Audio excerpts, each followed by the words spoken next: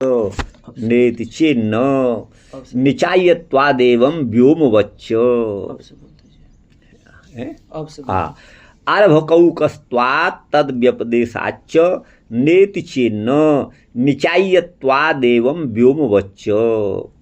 देखिए ये जो है वेदांत दर्शन माने ब्रह्म सूत्र का प्रथम अध्याय के द्वितीय पाद का 7वां ये सूत्र है।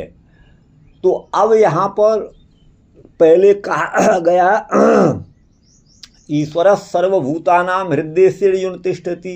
हे अर्जुन, प्रभु सभी के हृदय देश में रहते हैं, तो मनुष्य के शरीर के अपेक्षा उसका हृदय बहुत छोटा है, और उस हृदय रूपी छोटी सी जगह में वो भगवान रहते हैं। वो सर्वव्यापक तो हो नहीं सकते, फिर ऐसे भगवान तो अल्प हैं, फिर उनके भजन से हमें क्या लाभ होगा। ये शंकाएं जब सामने आई तो इसका निवारण भगवान वादरायण करते हैं।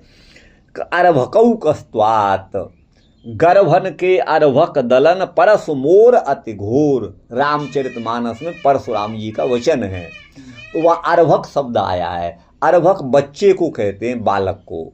गर्भन के अर्भक माने मेरे फरसे की टंकार को सुनकर के गर्भिणी स्त्री गर्भस्राव कर देती थी, उनका गर्भपात हो जाता था। तुम जानते नहीं हो हैं? ए लक्ष्मण कौन है तू, अपने मन में ये कहते हैं। तो वह अर्भक माने बालक, और अर्भक माने बालक होता भी है। और मैं अर्भके चापले धृत क्रीडन के, ऐसा आया है भागवत जी में भी। तो अर्भक माने बच्चा होता है, लेकिन अर्भक का मतलब है अल्प स्थान। यहाँ पर अल्प, छोटा छोटा। तो अरभकौकस्त्वात्, ओक घर को कहते हैं। ओकस माने घर, जैसे बनौकस माने तपस्वी, बन ही है, ओक माने घर, हाँ घर जिनका। तो बोले अरभकौकस्त्वात्, अल्प स्थान है भगवान का जहाँ रहने का वर्णन आया है। हृदय से अर्जुन, वो तो अल्प स्थान है। अरभकौकस्त्वात् तद व्यपदेशात्, उनका व्यपदेश माने कथन व्यवहार। भगवान का जो वर्णन है वो स्थान कौन सा है उनका, तो वो तो अर्भक माने बहुत अल्प स्थान में रहना उनको बताया गया है। तो भगवान तो सीमित हो गए, वो सर्वव्यापक तो हुए नहीं। इति चेत, यदि आप ऐसा कहते हो तो न। और यहाँ जो हाँ अभी कह रहा हूँ। अर्भकौकस्त्वात्, अर्भक माने अल्प स्थान होने से, और तद व्यपदेशात् माने उनका ऐसा व्यवहार होने से, न माने वो भगवान नहीं हो सकते। जो अल्प स्थान में रहते हैं वो भगवान नहीं है। इति चेत, यदि आप ऐसी आशंका करते हो तो न, ऐसी शंका मत करिए। क्योंकि निचायत्वात्, भगवान हृदय में ही खोजे जाते हैं। चयने से बना है निचायत्वात्। उनका माने उनको खोजना, उनको भजना हृदय में ही, और उनका अनुभव हृदय में ही होता है। क्योंकि हृदय मस्तिष्कगत हृदय में ही जीवात्मा का निवास है। और शरीर हमारा 24 तत्वों से बना हुआ है, जो जड़ हैं, प्राकृत हैं, प्रकृति के परिणाम हैं।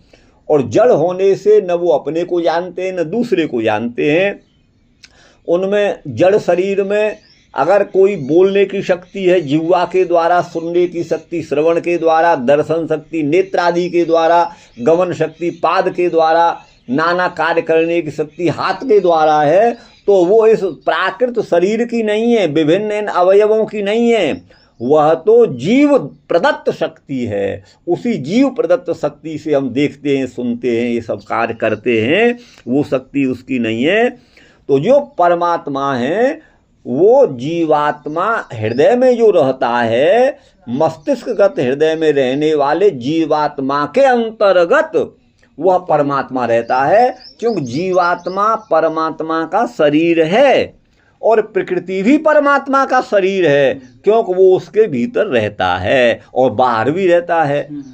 तो अब यहाँ पर परमात्मा का शरीर, जीव और प्रकृति, ये दोनों हैं। मन सब जगह वो व्याप्त है।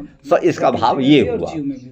हाँ, तो वो निचायत्वात्, उन परमात्मा का जो ध्यान है, उनका जो निश्चय किया जाता है, उनका जो साक्षात्कार किया जाता है, वो उसी हृदय प्रदेश में किया जाता है जहाँ जीवात्मा का निवास है। यद्यपि वो तो सर्वव्यापक हैं। अब इस बात को दृष्टांत से समझा रहे हैं। बोले व्योमवच्च एवं इसी प्रकार व्योमवच्च माने आकाश के समान। आकाश क्या है? वो सर्वव्यापक है। यहाँ वहाँ जहाँ तहाँ मत पूछो, कहाँ कहाँ सब जगह तो आकाश है। आप जहाँ कहीं जाएंगे वहाँ आकाश है। तो वो सर्वव्यापक है। लेकिन एक सूची है, सुई और सुई का एक छेद है, वो अर्भकौक है, छोटा स्थान है, लेकिन उसमें भी आकाश है। आप समझ गए ना? उसमें भी आकाश है। वो जो परमात्मा वो आकाश है, वो उसके बाहर भी है, सब जगह है और उसमें भी है। अब आप कहें कि आकाश तो छोटा है, वो आकाश छोटा नहीं, वो तो सर्वव्यापक है। लेकिन उस उपाधि के कारण जो सुई का छिद्र है, उस उपाधि के कारण उसका अर्भकौक माना है, छोटा है, अल्पायतन माना है। बाकी तो वो सर्वव्यापक है। ये भाव यहाँ पर है। अब देखिए भगवान निम्बारकाचार्य क्या कहते हैं। एस म आत्मा, एस में आत्मा हृदय, यह मेरा जो आत्मा है वो हृदय में है। समझ गए ना? आत्मा पद जीवात्मा और परमात्मा का हृदय है। मतलब आत्मा पद जीवात्मा और परमात्मा दोनों में आता है। ये हम कई बार आपसे कह चुके हैं। मेरे हृदय माने भगवान, आत्मा माने भगवान, परमात्मा या मैं माने मुझ जीवात्मा के हृदय में। मुझ जीवात्मा का ही तो ये देह है, मेरा देह। तो मुझ जीवात्मा के हृदय में ये आत्मा माने परमात्मा है। इति अल्पायतनत्वात्, और हृदय तो बहुत छोटा है। उसमें भी कोई बड़ा आदमी, कोई छोटा आदमी और उससे भी छोटा, और बच्चे का जन्म हुआ तो वो और भी छोटा, उसका हृदय और भी छोटा। तो उसमें जो है हाथी का हृदय बड़ा, चींटी का बहुत छोटा। तो वो तो अल्पायतन में हो गया। आयतन माने स्थान। इति अल्पायतनत्वात्। तो आगे कहते हैं अणियान ब्रीहेरवा, वो ब्रीही माने चावल, जौ इत्यादि, गेहूं इत्यादि से भी अणियान माने बहुत छोटा है। इति अल्पत्व व्यपदेशात। तो यहाँ पर भी हृदय भी अल्पायतन है और ब्रीही आदि से भी छोटा, ये भी अल्पता है। तो अल्पत्व व्यपदेशात, परमात्मा का अल्प आयतन, अल्प देश में रहने वाला बताया है। अत्र न ब्रह्म इति, तो ये ब्रह्म नहीं हो सकता जो अल्पायतन में है। इति चेत, यदि आप ऐसी शंका करते हो तो न, दो न आ गए ना? हाँ जी जी, हाँ। अब आगे ना समझ रहे? क्यों? तथात्वेन ब्रह्मण, ब्रह्म उसी प्रकार के हैं। इयोपास्यत्वात्, माने इसी हृदय में ही भगवान की उपासना होती है। बृहतो अल्पत्वंतु गवाक्ष व्योमवत संगच्छते।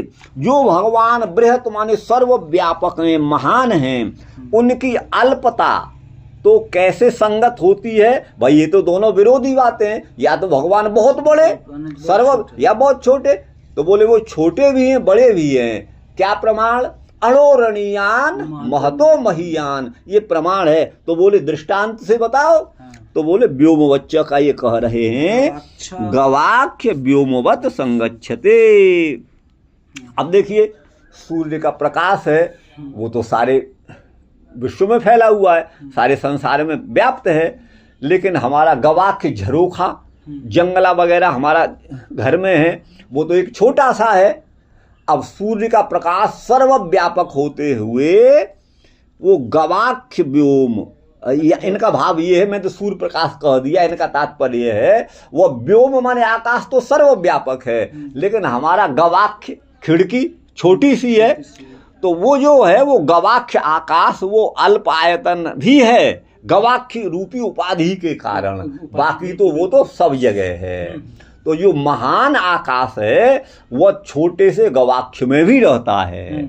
ऐसे ही सर्वव्यापक परमात्मा हृदय में भी रहता है। इसीलिए कहा एस में आत्मा हृदय। आ गया ना समझ में? तो अर्भक माने स्पष्ट हुआ? जी जी हाँ। अब अगला चलिए, संभोग प्राप्ति चिन्ह वैशेष्यात्। बोले भगवान जब प्राणी के, मनुष्य के हृदय में रहता है तो मनुष्य जो भी कार्य करता है, बुरा या भला, पुण्य या पाप, उसका फल उसको भोगना पड़ता है। अवश्यमेव भोक्तव्यम कृतम कर्म शुभाशुभम। और परमात्मा भी वहीं बैठा हुआ है, एक सेकंड के लिए भी अलग नहीं जाता जीवात्मा को छोड़ करके, क्योंकि वो सर्वव्यापक है। अब वो परमात्मा को भी संभोग माने उस किए गए कर्मों के भोगों को भोगना ही चाहिए। परमात्मा को भी जो बुरे और भले कर्म हैं उनका बुरा और भला भोग, उनको भी परमात्मा को भी भोग भोगना चाहिए। तो बोले भगवान जब हमारे हृदय में हैं तो हमारे द्वारा किए गए जो शुभ अशुभ कर्म हैं उनके भोग जो बुरे और भले हैं उन संभोगों की प्राप्ति भी परमात्मा को होनी चाहिए। यही यहाँ पर कहा संभोग प्राप्ति, तब तो भगवान को किए जाने वाले कर्मों का भोग भी प्राप्त होगा। इति चेत, यदि आप ऐसा कहते हो तो नहीं वैसे स्यात्। परमात्मा हैं तो जरूर जब हम कोई बुरा भला कार्य कर रहे हैं लेकिन उसका भोग परमात्मा को नहीं मिलता, क्योंकि परमात्मा की स्थिति वह विशेष है, वो जीवात्मा की अपेक्षा विशेष हैं। वो वैसे स्यात्। अब वो क्या वैसे से आगे बताएंगे। सर्व हृदय संबंधात, भगवान का संबंध तो सभी के हृदय में है, तो सुख दुख रूप जो संभोग माने भोग हैं उनकी प्राप्ति ब्रह्मणोपि जीवस्य एव, जीव के समान ब्रह्म को भी उन सुख दुख की प्राप्ति होनी चाहिए। इति चेत, तो बोले न आयम दोष, ये कोई दोष नहीं है, भगवान को संभोग की प्राप्ति नहीं होगी। क्यों? स्वकृत कर्म फल भोक्तृत्वेन, अपने किए गए कर्मों के फल का भोक्ता होने से जीव को तो वो प्राप्त होते हैं।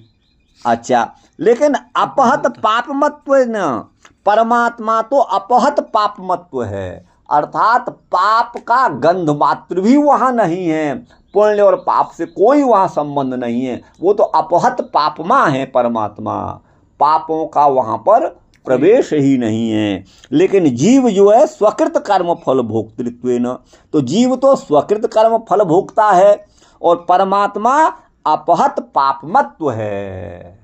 इसलिए जीव ब्रह्मणो अत्यंत विशेषात, जीव और ब्रह्म में अत्यंत ही भेद है।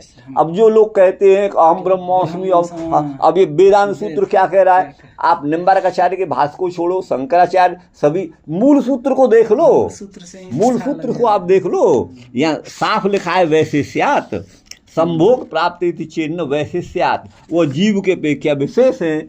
तो अब कैसे जीव ब्रह्म हो जाएगा भाई, कोई मतलब ही नहीं है। अत्ता चराचर ग्रहणात्, नहीं, वो लोग कहते हैं कि ब्रह्म तो हो जाएगा बशर्ते केवल एक सृष्टि का जो है उत्पत्ति पालन और संहार नहीं करेगा। फिर काहेगा ब्रह्म है? फिर बोले ब्रह्म का लक्षण तो यही है जो सृष्टि करे, जन्माद्यस्य ये, तो फिर काहेगा ब्रह्म है? ब्रह्म तो नहीं हुआ ना। अच्छा, अत्ता चराचर ग्रहणात्, भगवान अत्ता है, अधभक्षणी धातु है। जैसे पढ़ रहा था तो वो यही केवल बात, जब मैं कर रहा था ये सब प्रसंग जब आया तो मैं तो अरे कुछ नहीं, ब्रह्म ही है, केवल एक चीज नहीं है क्या, तो सृष्टि का उत्पत्ति आदि नहीं कर सकता, बाकी तो सब ब्रह्म में जो इतना है सब उतना इसमें भी है। तो उस वक्त हम इतना इस सब के बारे में जानते नहीं थे, और वो जैसे जो बोलते थे कहते थे आदमी उसे सुन लेता था। तो अब है अत्ता, अद भक्षणे से त्रिच प्रत्यय होकर के अत्ता बना है कर्ता में।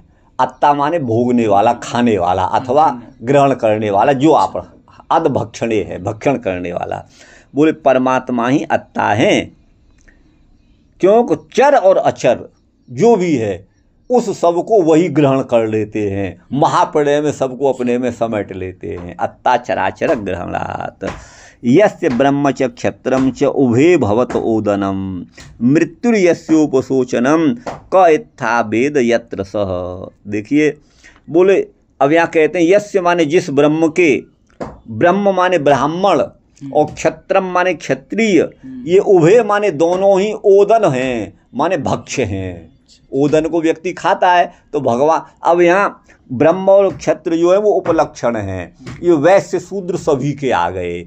और यावन मात्र चतुर्वेद जो जीव हैं, माने जरायुज, अंडज, स्वेदज, उन सब के आ गए। फिर यहाँ पे सबका देना चाहिए कैसे, क्यों? ये उपलक्षण है ना, जो अपना बोध कराने के साथ साथ अन्य का भी बोध कराए उसे उपलक्षण कहते हैं। स्वबोधकत्वे सत्य स्वेतर बोधकत्वम उपलक्षणत्वम।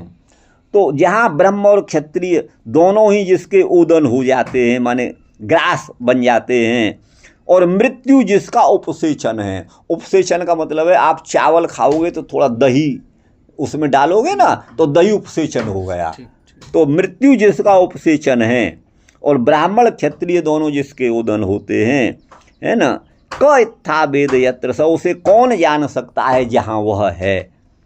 इत्यत्र अत्ता, यहाँ पर अत्ता जो है माने भोगने वाला, खाने वाला, ग्रहण करने वाला श्री पुरुषोत्तम है। कुतः माने क्यों? मृत्युपसेचनोदनस्य, मृत्यु जिसका उपसेचन है। उपसेचन कहते हैं व्यंजन, है ना, व्यंजन। तो वहाँ दही व्यंजन है। अन्येन व्यंजनम सूत्र आप पढ़िए कारक में, सिद्धांत कौमुदी में, अन्येन व्यंजनम है।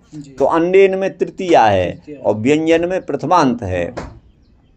तो वहाँ पर जो है आप पढ़ेंगे तो अन्न क्या है और व्यंजन क्या है ये समझ में आ जाएगा।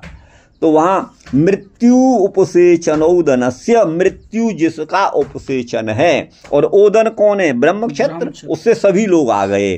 तो ब्रह्म क्षत्र से उपलक्षित वही आ गया ना, चराचरात्मक। यहाँ ये तो उपलक्षण है ब्रह्म और क्षत्रिय, उनसे उपलक्षित जो चराचरात्मक विश्व है उसको वही ग्रहण करते हैं, महाप्रलय में समेट लेते हैं। ये इसलिए भगवान ही सबको अत्ता ग्रहण करने वाले हैं। और प्रकरणाच, अत्ता भगवान पुरुषोत्तम ही है, सबको ग्रहण करने वाले। क्योंकि प्रकरण भी यही कहता है। क्या कहता है? महांतम विभुम इति तस्यैव प्रकृतत्वाच, महांतम विभुमात्मानं मत्वा, ये उपनिषद वचन है। वह परमात्मा महान है, विभु माने सर्वव्यापक है, ऐसे आत्मा को जान करके। तो यह प्रकरण जो है उन्हीं का है। तो प्रकृति जो है ब्रह्म ही है, इसलिए अत्ता भगवान पुरुषोत्तम ही हैं। ये 4 सूत्र आपके हो गए। अब एक फिर देख रहे हैं। ठीक गुरु भाई, आपका